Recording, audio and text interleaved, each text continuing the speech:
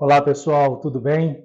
Sua dúvida vira vídeo passando na sua telinha e hoje a gente vai começar só um pouquinho diferente porque eu preciso olhar para o computador da minha mesa para me apoiar na riquíssima, na verdade não dúvida, mas o comentário da Valéria Rodrigues 344, que em cima do vídeo Bigode Chinês, qual o melhor tratamento, ela colocou assim: eu não gosto de preenchimento facial porque acho feio aumento de volume na face. Já tenho geneticamente um rosto grande, com ossos salientes. Se pudesse, faria lipo e tiraria toda a gordura do rosto. Valéria, primeiro calma, não é bem assim, embora eu entenda perfeitamente o que você está querendo dizer. Quando você compreende que a volumetria da tua face te faz, no final das contas, ter uma face, digamos que maior, ou mais volumosa, ou mais protuberante, mais convexa, ou mais saliente, aqui ou ali, do que você gostaria, passa a ideia, assim, de que procedimentos que então removessem fossem muito mais bem-vindos do que procedimentos como preenchimento, por exemplo, que dá a ideia, e eu acho que a ideia correta, aliás, a ideia que deve se ter quando a gente fala em preenchimento, que é colocar o que está faltando. E aí, quando você então coloca, tiraria toda a gordura do rosto, esse é o único momento em que eu entendo a sua percepção sobre a sua própria beleza plástica e também a percepção de como as abordagens terapêuticas em cosmetria poderiam te ajudar ou te atrapalhar, de alguma forma estão desenvolvidas na tua cabeça. Tirar a gordura de toda a face, no meu entendimento, e eu já te antecipo e ousaria dizer que cada face guarda suas especificidades, e eu não quero de forma alguma desrespeitar a maneira como você se percebe, sobretudo, mas diante do que a gente sabe e diante do que a gente conhece em relação aos coxins gordurosos da face, que são uma espécie de um preenchedor autólogo, um preenchedor que nós já temos de fábrica. Tirá-los todo não seria provavelmente uma boa ideia, considerando que no processo de envelhecimento global da face, a perda do volume da imensa maioria dos coxins gordurosos da face, dentre outras coisas, é que responde pelo aspecto, sobretudo flácido, dessa face cada vez mais envelhecida. De modo que, então, ao se entender mais volumosa ou mais protuberante, com contornos, uma silhueta talvez mais alargada do que se gostaria, colocar coisas pareça mesmo uma má ideia, remover tudo também não é uma compreensão equivocada, não é uma compreensão correta. E foi isso que me chamou a atenção no seu comentário, a ponto de eu, inclusive, achar que nós poderíamos compartilhar esse seu comentário, que é riquíssimo, é de uma percepção que, sem dúvida alguma, pode naturalmente passar na cabeça de várias outras pessoas que nos acompanham aqui no canal e que, portanto, nessa nossa troca, nós poderíamos, então, crescer juntos e nos desenvolver juntos. Foco específico, né, desse canal quando a gente troca sobre conhecimento. Eu não gosto de preenchimento facial porque acho feio o aumento de volume na face. Eu também não gosto, Valéria.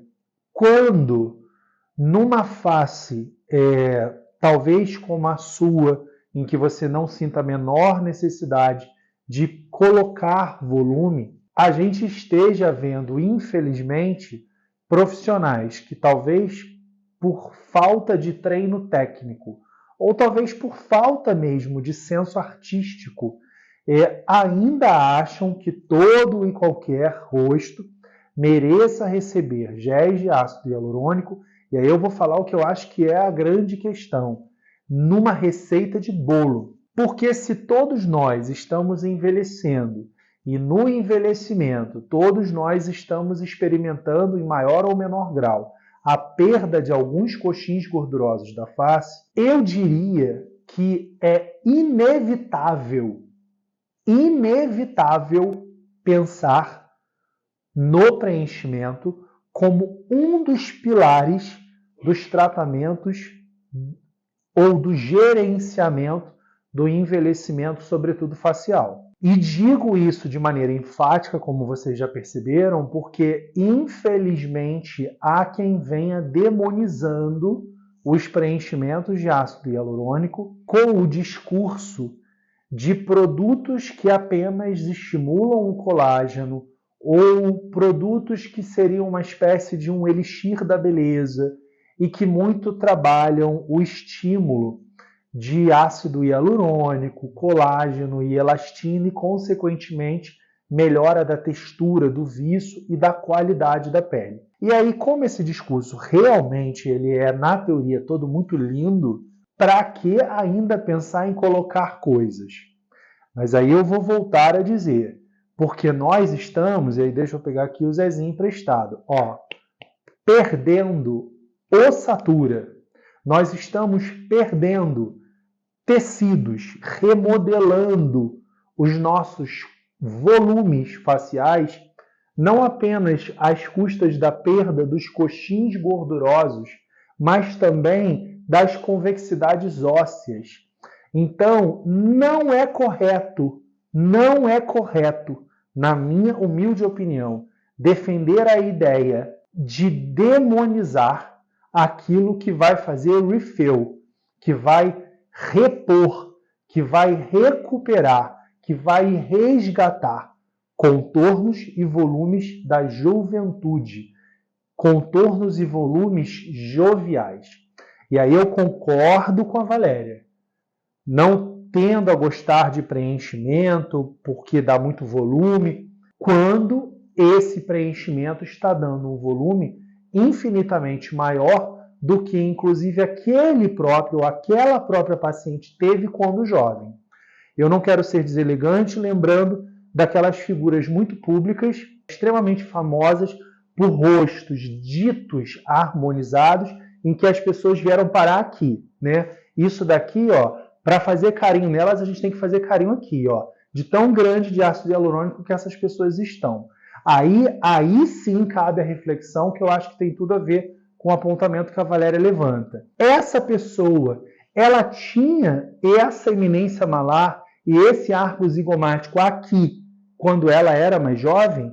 Então ela está harmonizada? Ela está corretamente preenchida? E para a gente simplificar e terminar essa conversa, ela está preenchida? Preencher significa colocar o que está faltando. Eu vou preencher numa parede um furinho. Se eu arrancasse esse quadro, provavelmente deve ter, 2, 3 parafusos, não me recordo. E os buracos na parede vão precisar ser preenchidos. Se eu colocar mais massa do que precisa o buraco do parafuso, vocês concordam que eu já deixei de preencher o furo do prego ou do parafuso? Eu já estou indo para além do preenchimento. Portanto, é para sermos contra o preenchimento? Contra o preenchimento, não. E aí, já que hoje eu estou quebrando alguns protocolos, esse é um livro do Dr. André Braz, que é um dermatologista brasileiro do qual a gente precisa se orgulhar muito, porque é mais do que uma figura renomada nacional e internacionalmente. É autor de uma das obras mais relevantes para mim, para todo e qualquer médico que se lança na cosmetria, e que eu acho o título absolutamente feliz: Preenchimento Global da Face. E claro que ele aqui destrincha as unidades cosméticas e fala sobre cada um dos preenchimentos, malar, temporal, porque ele precisa ser didático. Mas o André não usa a palavra harmonização, provavelmente porque, inteligentíssimo como sempre foi, é e continuará sendo, não tenho a menor dúvida, ele sempre deve ter acreditado que quando ele fez algo em alguém, era óbvio que ele estava preocupado em ser harmônico.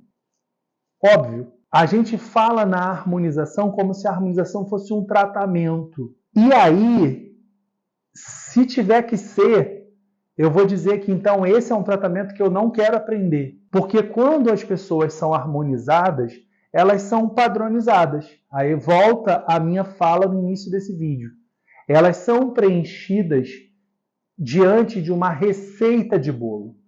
E aí não são respeitadas as especificidades de Maria ou as especificidades e as individualidades de Pedro. Maria e Pedro são preenchidos da mesma maneira. Ou todas as mulheres são preenchidas como Maria e todos os homens são preenchidos como Pedro. E ainda assim, eu te diria que isso está errado.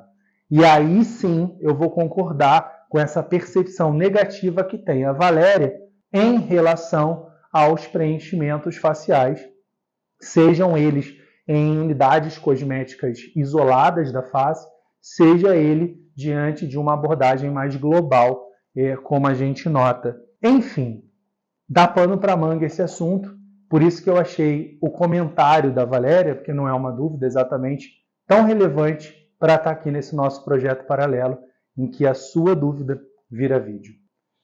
Boa reflexão, beijo e juízo com a pele.